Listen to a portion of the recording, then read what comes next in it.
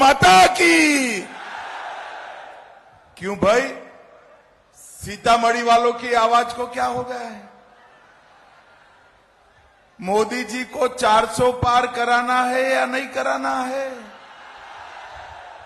तीसरी बार प्रधानमंत्री बनाना है या नहीं बनाना है? देवेश चंद्र ठाकुर को संसद में भेजना है या नहीं भेजना है? तो ऐसी आवाज नहीं चलेगी। मेरे साथ दोनों हाथ उठाइए, विजय के संकल्प का मुट्ठी भींचिए और प्रचंड आवाज से बोलिए, जय श्री राम, जय जय श्री राम। मंच पर उपस्थित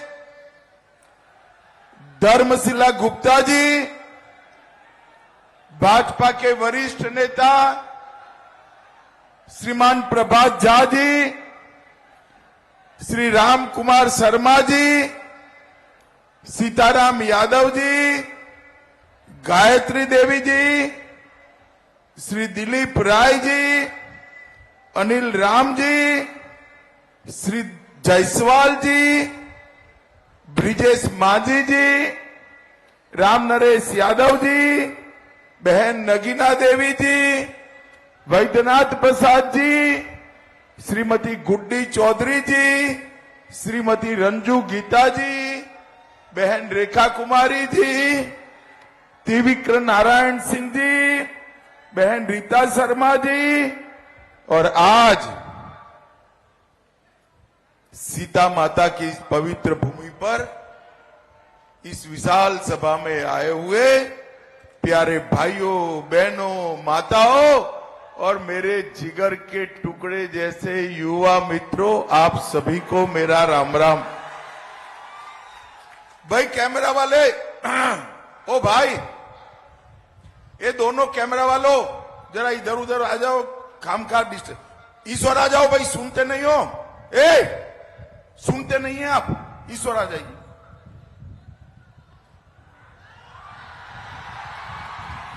सबसे पहले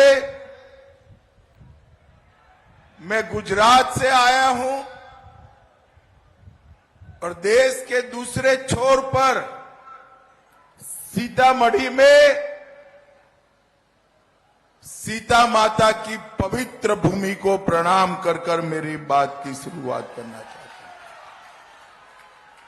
यहां हलेश्वर धाम, पंथ पाखर मंदिर, बोधायन मंदिर, बाबा नागेश्वरनाथ, ईशाननाथ मंदिर, ये सभी देवस्थानों की पवित्र भूमि को प्रणाम करता हूं। मैं आज यहां आया हूं तब महान स्वतंत्रता सेनानी रामफल मंडल जी और आचार्य जेबी कृपलानी को भी मैं याद कर कर मेरी बात शुरू करना चाहता हूं।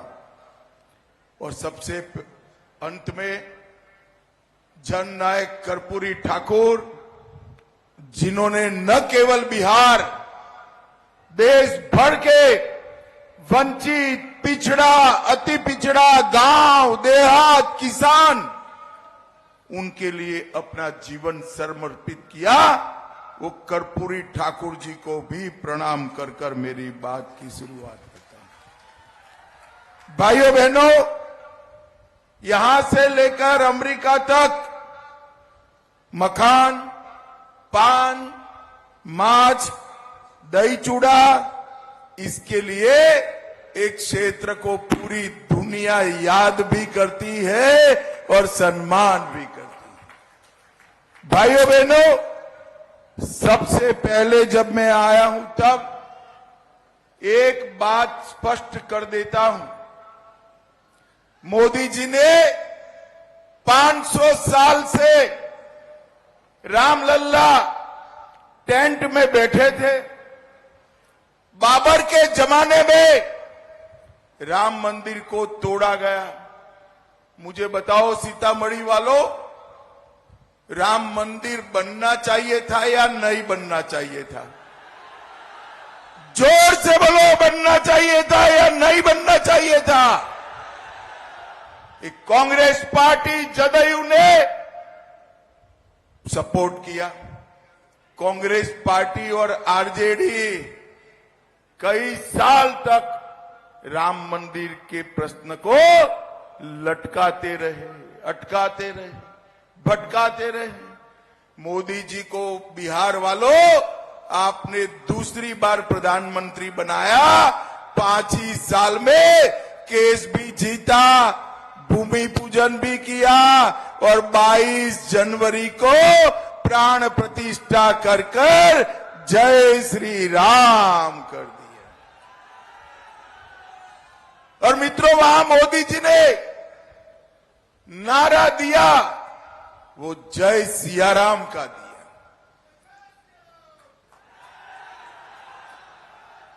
संघर्ष का नारा जय श्री राम था।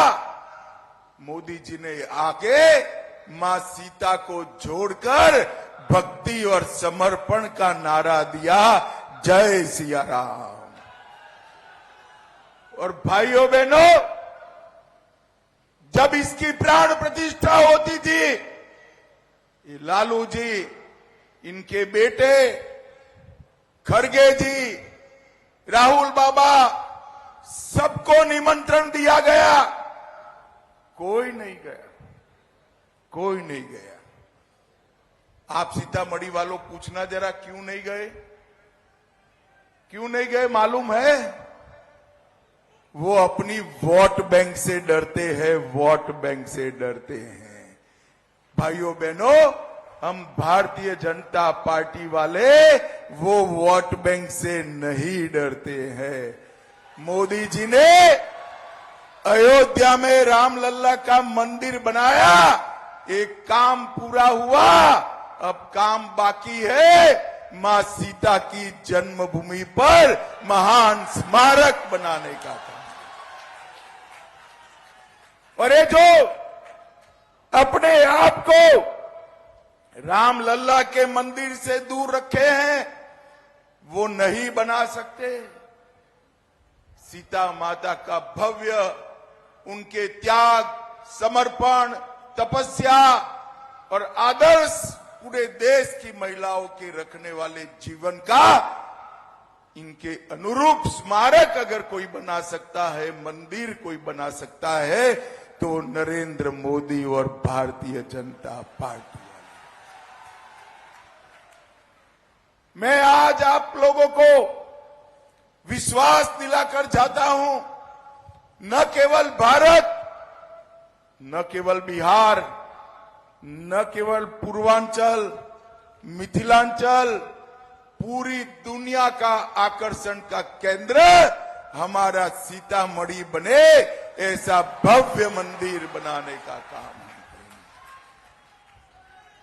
भाइयों बहनों, अभी अभी मोदी जी ने जननायक कर्पूरी ठाकुर को भारत रत्न कर्पूरी ठाकुर बनाने का काम किया है। मैं आज लालू जी को पूछना चाहता हूं, लालू जी, बिहार और केंद्र मिलकर आप 25 साल सत्ता में रहे, कभी कर्पूरी ठाकुर जी को भारत रत्न देना याद आया? आपको नहीं आएगा, क्योंकि आपका काम तो बेटा, बेटी, दूसरी बेटी, तीसरी बेटी, उसका ही हित देखना है। भाइयों बहनों, कर्पूरी ठाकुर वो व्यक्ति थे जिसने अति पिछड़ा समाज, किसान, गांव, गरीब, दलित, इस सभी के जीवन को आगे बढ़ाने का काम किया। और नरेंद्र मोदी जी आज वो ही एजेंडा को आगे बढ़ा रहे हैं। और इसलिए मोदी जी ने कर्पूरी ठाकुर को भारत रत्न कर्पूरी ठाकुर बनाकर हमेशा के लिए इतिहास में अमर करने का काम हमारे नरेंद्र मोदी। आज लालू जी सत्ता की राजनीति के लिए, अपने बेटे को मुख्यमंत्री बनाने के लिए पूरा जीवन एक राजनीतिक पार्टी का भी जीवन होता है। पूरा जीवन जिस कांग्रेस पार्टी ने पिछड़ा और अति पिछड़ाओं का विरोध करने में डाला, वो कांग्रेस पार्टी की गोदी में लालू जी बैठ गए। भाइयों बहनों, मैं बताना चाहता हूं, पिछड़ा वर्ग और अति पिछड़ा वर्ग को आरक्षण देने का सबसे पहला रिपोर्ट अगर कभी आया तो काका साहेब कालेलकर कमीशन 1955 में आया। कांग्रेस का जमाना था, राहुल जी के दादी के पिताजी शासन करते थे, रिपोर्ट को बस्ते में डाल दिया और पिछड़ा अति पिछड़ा का आरक्षण सालों तक पिछड़ गया। फिर मंडल कमीशन बना, राहुल जी की दादी आई, उन्होंने भी मंडल कमीशन के रिपोर्ट को बस्ते में डाल दिया और पिछड़ा अति पिछड़ा को आरक्षण नहीं मिला। फिर राहुल जी के पिताजी आए, जब मंडल कमीशन की रिपोर्ट संसद